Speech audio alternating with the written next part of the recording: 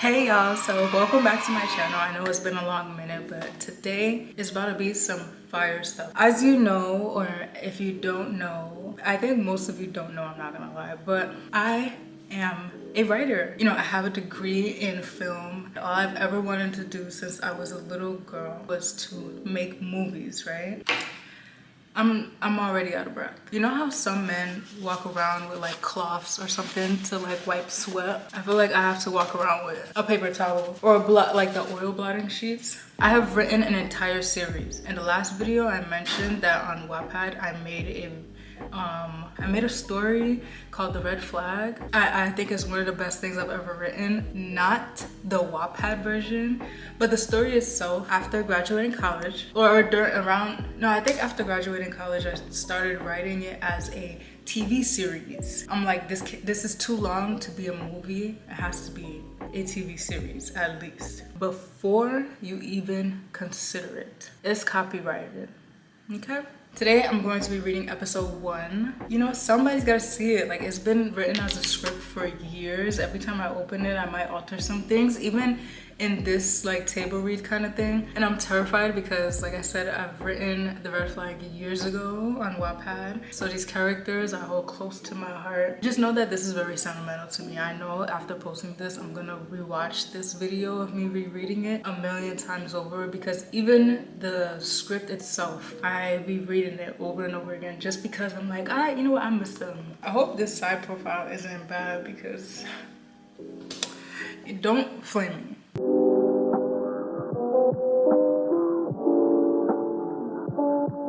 The Red Flag, Season 1, Episode 1 is the pilot episode written by Tiana Correas. March 1st, 2026 is the last time I revised it. Exterior warehouse parking lot, night. Imagine it. Brooklyn, New York, obviously. I don't have to put New York. 2004. Evan, who's 22 years old, is a fit, tatted, yes, he's a white man.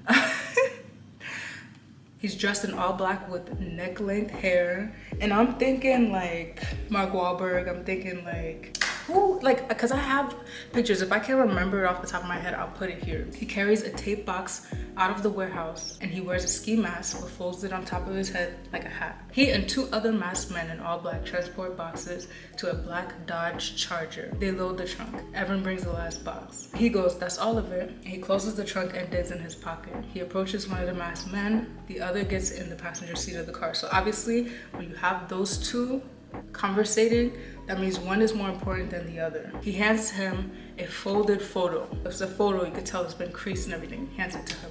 And he goes, do this for me, yeah? And the man looks at the photo and there's a silence and then he nods. Like, all right, not too much. Yo, I'm so corny. I was born in 1998. I think that's like Chris millennial, but like I'm a Gen Z. But I have millennial tendencies, okay? So spare me. If you hear yapping, like my sister's another.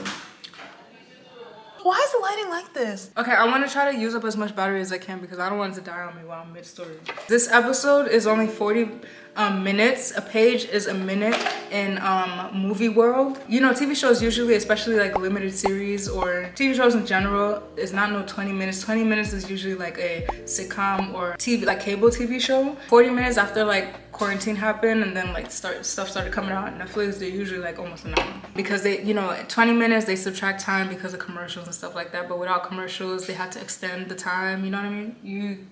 Yeah. Anyway, Evan steps back and the man gets in the car. He starts it, the red rear lights flash over Evan's face. I'm setting ambiance here, and because this show is called The Red Flag, it will be so beautiful to open up with a character who is one of the red flags, where there's a scene with red light on his face. Evan looks around. The coast is clear except for an old Honda parked across the lot from the warehouse. It faces them. The masked men pull out of the parking lot and head onto the road. Evan watches the parked Honda in the distance. He stares at it boldly. The headlights come on and he watches as the car backs up and drives away. Evan stares at the car until it's out of sight, so he kind of intimidated whoever the driver is. Interior office night, so we switch to an office setting. The title card is downtown Manhattan and it's 2 days later. Elle, who is 22, the identical twin brother of Evan with slicker hair. This is where we differentiate the two. One has Don't feel like scrolling. Forgot what I said. I've been drinking, but the descriptions are different. They are identical, but here with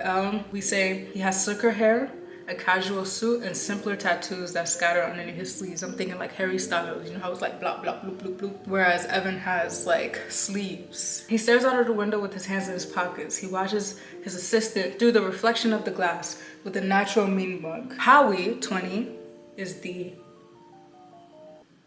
assistant. He's a corporate rookie. This is how we describe him. He's a corporate rookie with a 5 o'clock shadow, and he's pretty young for a 5 o'clock shadow, but that just shows how he keeps up with himself, right? Streaky blonde hair and a twitch clearly caused by drug use. He paces back and forth on the other side of Elle's desk. His suit fits him largely. It drags by his feet and hangs loosely on his arms. Now, why would we mention that? Because he can't afford to get he's not, you know, super tight suit, fit suit, whatever. He's like borrowing a suit from his dad or something. Stuff like this matters when you're trying to build characters. Okay? And there's a silence, and then beat, and then Howie goes, listen man, this job is the only thing keeping me out of my parents' basement. I can't go back home. They're already disappointed in me for losing my scholarship, and he's kind of just ranting here. You know how they are, Elle. They'll disown me. So now we know that Howie and Elle know each other enough to where Elle knows his parents. Howie, it wasn't my decision to let you go. And mind you, like, I'm not Elle. I'm gonna try my best to kind of like give the energy that they have, but Elle and Evan are very relentless and very bold, and I'm just like a cutie patootie, so I'm doing my best, okay? He goes, it wasn't my decision to let you go, it was Frederick's. I'm not gonna explain who characters are because as a script or as a show, you don't find out who characters are until they explain it. So I'm not gonna just keep explaining things to you. As the series goes on, you'll kind of piece who is who. And Howie goes, can't you talk to him? He's like, I already tried. Howie's like shakes nervously. So he's like, you can't see my leg, but he's like shaking his leg. And Elle notices. So now we know Elle is like very attentive. She don't, I feel like she makes an appearance in every video because she's that clingy. I don't think you guys know how clingy this dog is. She terrorized some people today. Don't be fooled by this cute face. Elle goes, he thinks you might have something to do with the dead bodies. So now we know this is a crime series.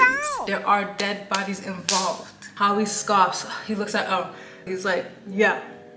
And then Howie goes, you don't think I did any of that? I don't curse, I'm not gonna lie, and I don't care. I don't have any desire to. If I do say something that is considered a cuss word, know that I'm angry. Shut when you think about it. Sorry.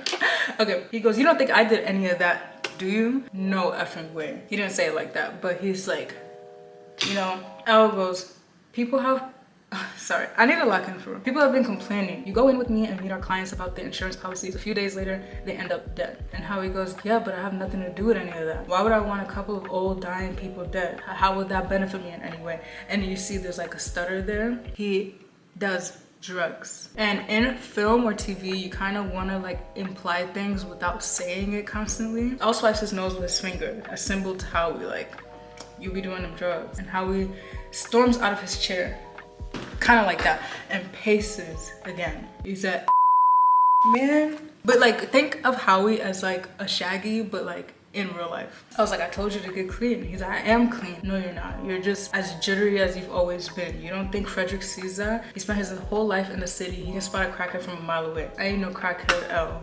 I don't know why he said I ain't no crackhead. Like, that sounds so southern. Maybe he is from the south. And Elle goes, cokehead, sorry. I'm not gonna lie, I honestly don't know if I like that response. Cokehead, crackhead, isn't that the same thing? I don't know. But he said either way is true. How he paces, he sniffs. When I say he sniffs, he's not like, he kind of like, so that means he is on drugs. He says, you were there with me. I was like, where? At those appointments. I work under you. Why didn't they fire you too? Why just me? And I was like, I don't do drugs, Howie. It's that simple. And Howie takes a seat across from Elle again. He rests his elbows on his jittery knees.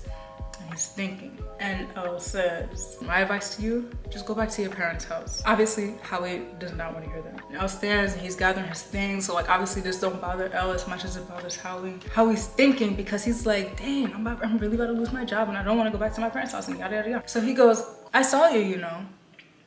And we're like, where? Howie goes, you were in Brooklyn the other night with some guys dressed in black. And we as viewers know what he's talking about. But Elle doesn't know what he's talking about because that wasn't Elle, that was Evan, his brother, his twin brother. I feel like I need lip gloss. Hold on, we'll get to that. You were in Brooklyn the other night with some guys dressed in black, packing some suspicious stuff into the trunk of, what was it? A Dodge Charger? And he's like clocking his teeth kinda. Maybe you're the one doing this stuff, killing all those people. Maybe you're firing me to make me look like the guilty one. Maybe it's you. And Elle says, that wasn't me you saw. Elle's nonchalant about it. He gets his coat from the back of his chair and puts it on. Howie goes, maybe it was. And he said, I can assure you it wasn't. I've been at home with my wife. And Howie pauses, and we find out too, at the same time as Howie, that he's married.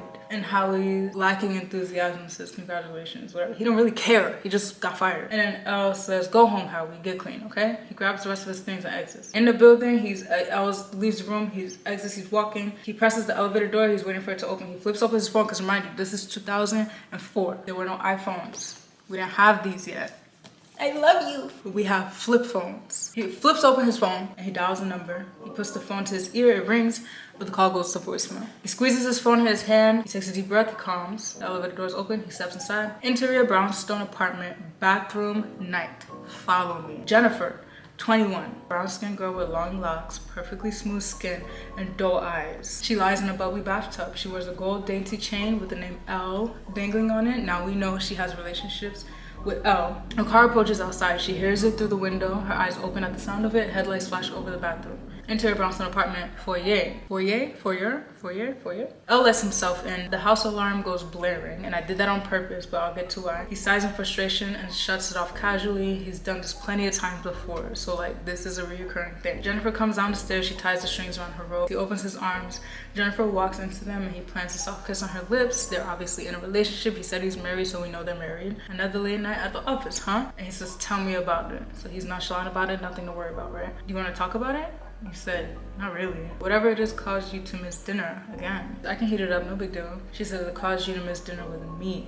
Elle says, I didn't mean to interrupt your bath. You should have stayed in there. I would have fixed my own plate and joined you afterwards. Cause he's like, you know, long day at the office. He didn't do all. That's why I'm saying I'm too cutesy to be talking about reading Ellen Evans' lines. There's so much more like, ooh, manly. She says, I'm not interested in that right now. Let me make it up to you. You came late yesterday and the day before. Are you gonna make that up to me too? He says, get back in the tub and I'll show you. So now they're getting spicy. Ooh, like it's so weird reading that stuff. But like, it came out of my head. So it's like, girl, that's you. You get off at 5. We only live 20 minutes away from your job. I'm sure like y'all have been through this. I've never been through it. I've never been in a relationship, thank God.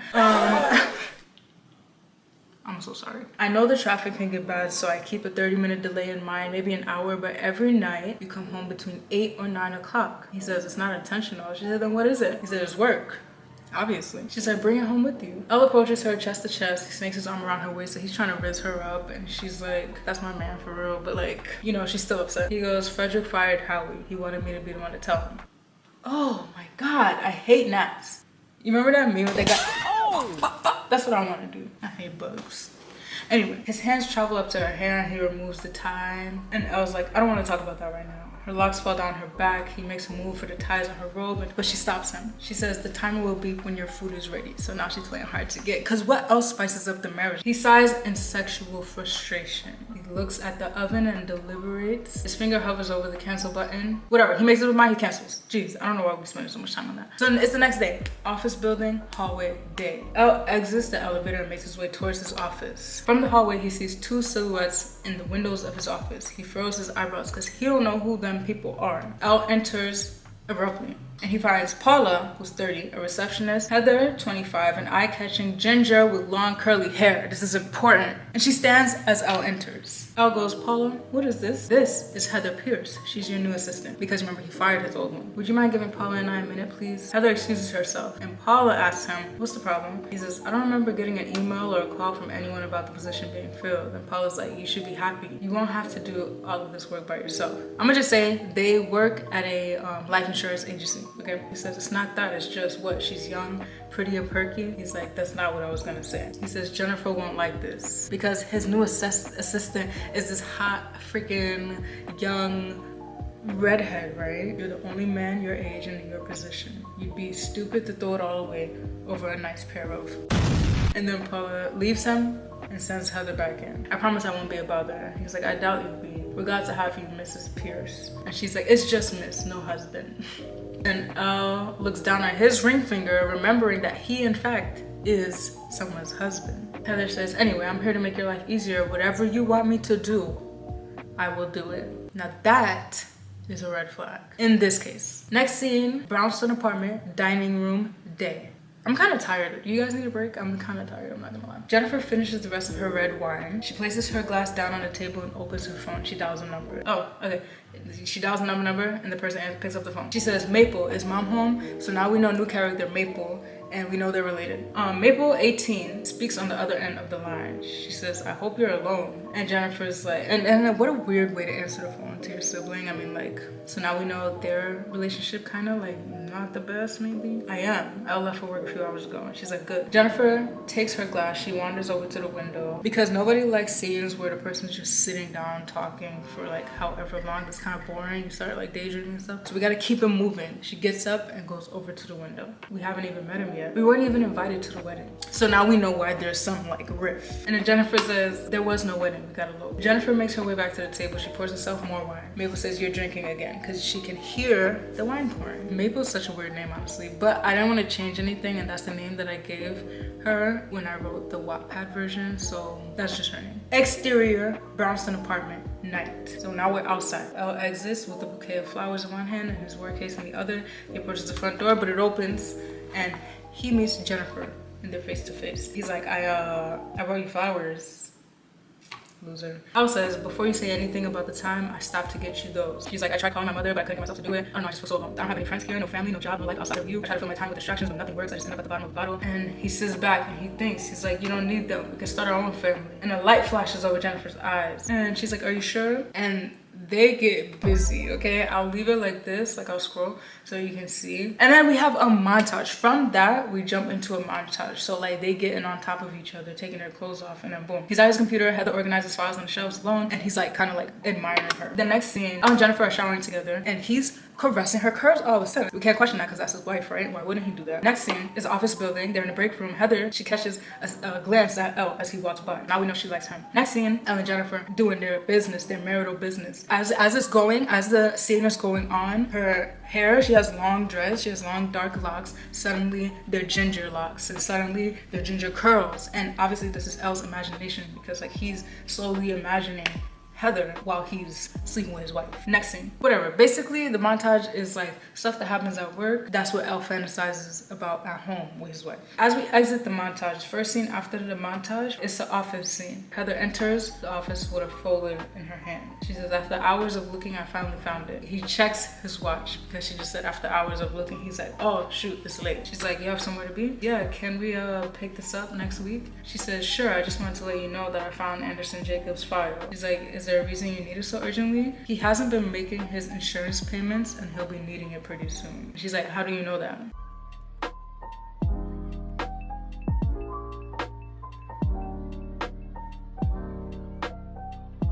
I've been trying to build up the courage to ask you, she says, if you had any plans this weekend, because we know that she likes him. She smiles at him innocently, like that. I know you like me, Bear. He says, I have plans with my wife. Heather says, you don't wear your ring. Elle looks down at his wedding finger and lo and behold, there's no ring. Now, why wouldn't he be wearing his ring? Bro, you know damn well you like that girl. Interior hospital room, night.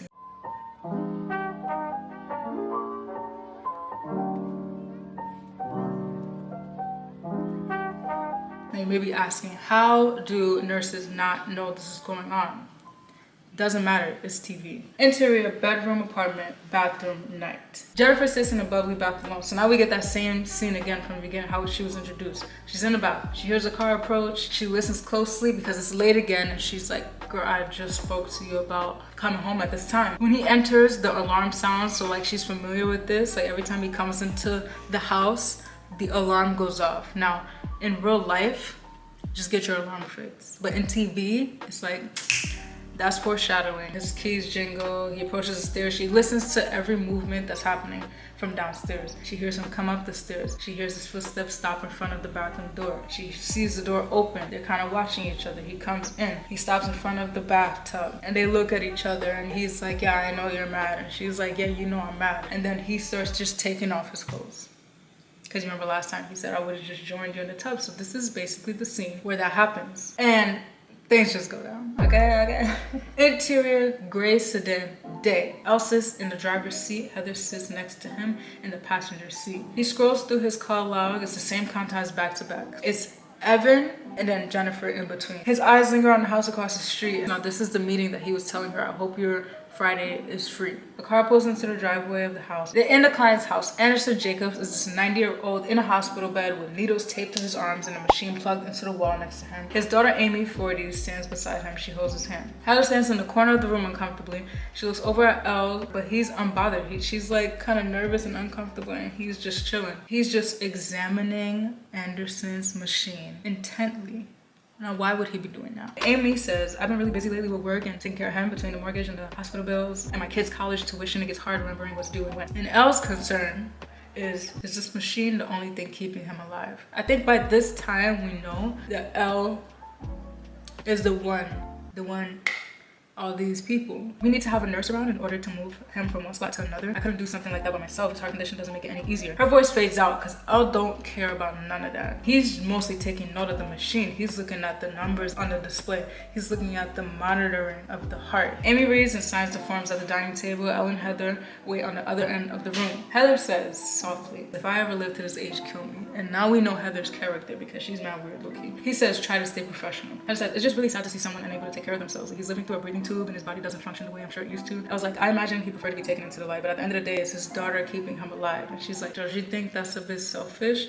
And he thinks about it. Selfishness is human nature, which is not wrong. He says we'd all benefit if we got a little selfish sometimes. And Heather says, you know what, I agree with that actually. Sometimes we need to learn how to do things for ourselves. He looks at her because it sounds like she's talking about something else. And in the next scene, they getting down and dirty. In Elle's car outside of this girl's house.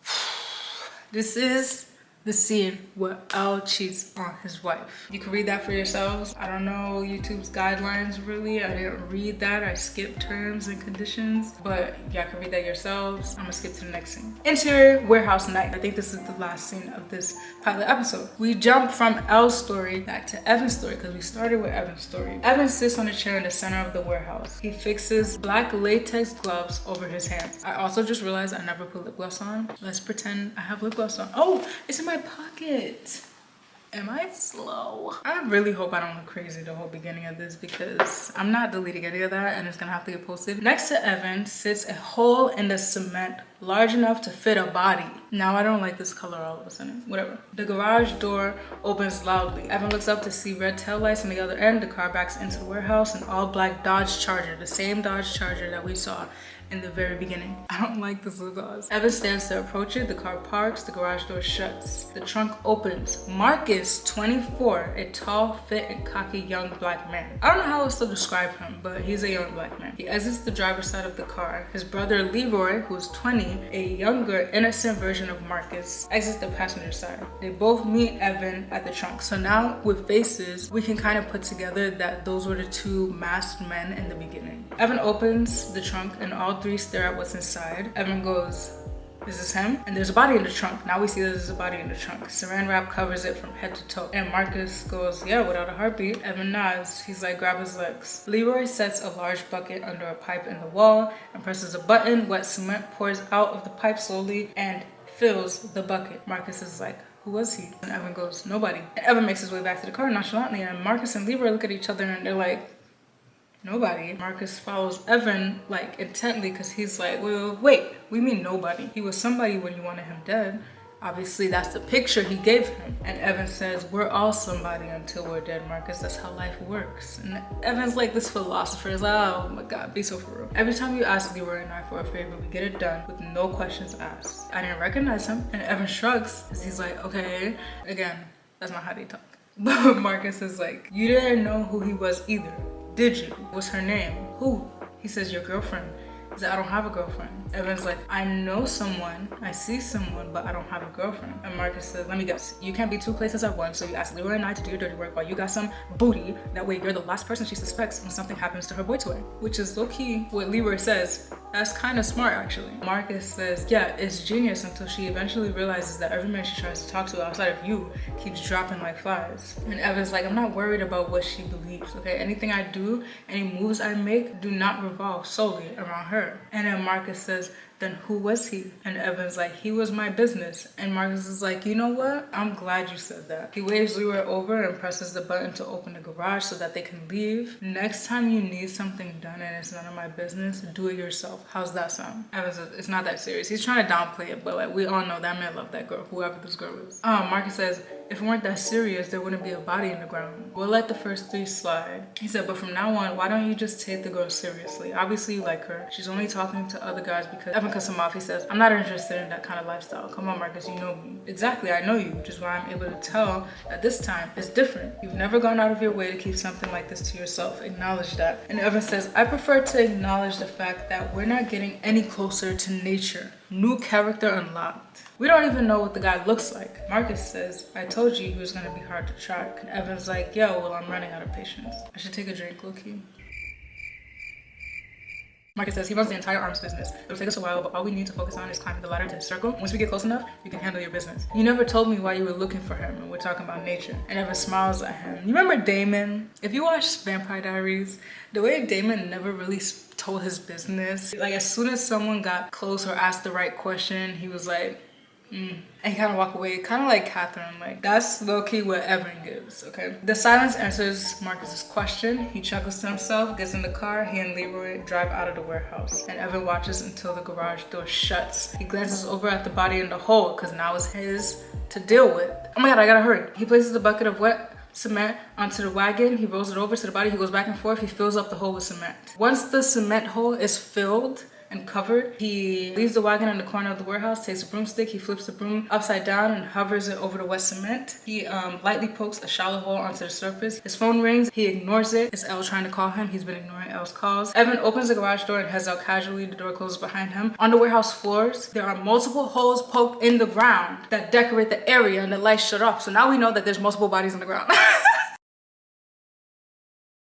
I feel like I'm so annoying about this. Honestly, I don't think I'm annoying enough. It's a small book. You can read it in one day. I always say that. And it's for the summer. It's summer right now. Enjoy it. Let's enjoy it.